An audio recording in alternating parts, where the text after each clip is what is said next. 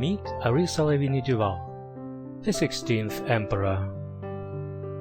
In addition to her strange habit of spying on slaves, she's known for making her best laws while sleeping in a cryochamber. No one seriously considered Senator Arissa as a pretender to the throne, but shortly before the successful assassination attempt on the 15th Emperor, she declared that she was his daughter all along and would love to take the throne eventually. You know, if something happens with the Emperor, perhaps the Emperor would have objected. But Arissa had a DNA test, and after a year or so there was no one to object. Emperor Hengist mocked his people especially cruelly those days, falling into a coma and coming out of it. Finally the citizens couldn't stand it, and some guy helped the Emperor to make a choice. Just before he has decided he is already okay enough to marry somebody. Fellow senators made Arissa the next Emperor, and Princess Aisling, who was already choosing pillows and foot massages for the imperial throne, was very disappointed.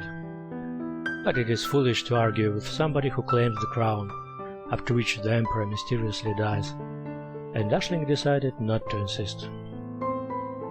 Things in the Empire went on as usual. Arissa was giving away papers prepared by the previous Emperor, and ordering entire ships of slaves, not trying to look busy and making exceptions only for the rebels of various kinds who chased the members of the Duval family. A free and independent press scribbled laudatory articles about their adored emperor, praising her honesty, focus on results, and efficiency in the fight against corruption. Everything was alright until conspirators got carried away hunting for Duvals and butchered an indecently large batch. At that moment, the Emperor lost her nerve and decided it was time to go on vacation to some well-protected bunker. Having packed dress, slaves, cats, slaves, cosmetics, and possibly thousands of slaves, Arissa got the keys and a map from the senators and hit the road. Unfortunately, she never reached her destination.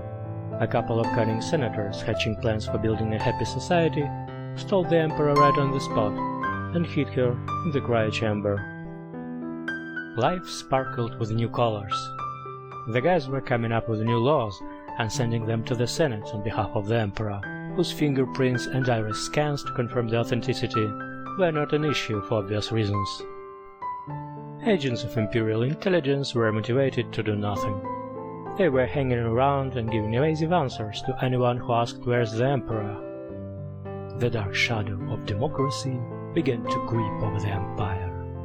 But Princess Aisling suddenly became suspicious, and noticed that her funny buzz-loving aunt skips family celebrations too often.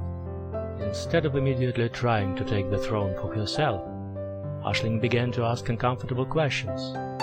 So everyone started looking for the Emperor, rummaging around nearby systems and polishing lost communication beacons. After some time, they finally found the Emperor in the hands of the private military company, Darkwater Incorporated, in the Summerland system. The cryochamber with Arissa was detected and recaptured. Princess Aisling, who lost the throne once again, received a big thanks as a reward.